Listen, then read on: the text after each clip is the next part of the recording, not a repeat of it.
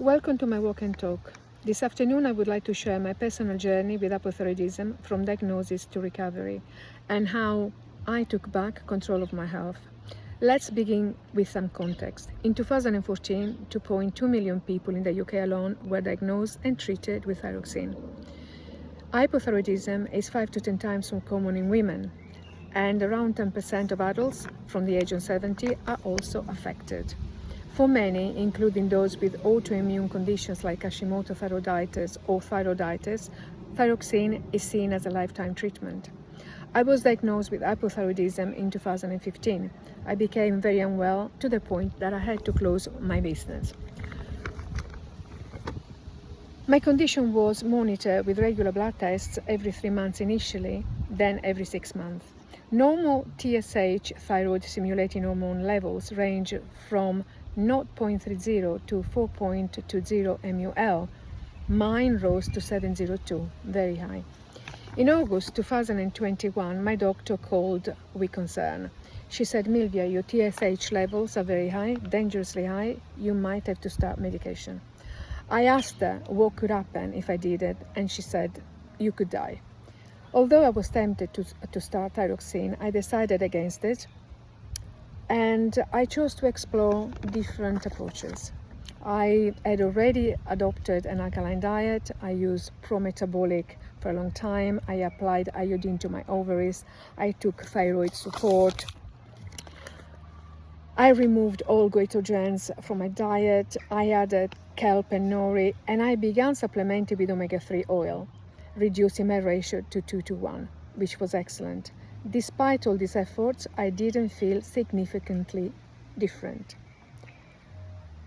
Then last September, I introduced a high-quality probiotic, which I believe made a huge difference. Alongside that, I took selenium in the form of 1 Brazil nut per day, which provided roughly 68 to 91 micrograms of selenium, comfortably meeting the recommended 55 micrograms. I now consistently take from food selenium, iodine, zinc and copper, iron and vitamin B12.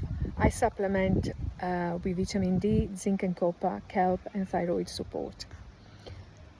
I noticed that my TSH levels were higher after festive periods like Easter or Christmas, perhaps due to dietary changes and stress. My condition is hypothyroiditis, which is often seen as irreversible. I am convinced that the combination of the probiotic and selenium was the breakthrough. Like Hippocrates said 2,500 years ago, all disease starts in the gut. He was truly ahead of his time. I made a decision to take control of my health, and it paid off. My journey hasn't been easy, but it has been empowering. I hope that my story inspires others to question, explore, and advocate for different well-being. Now,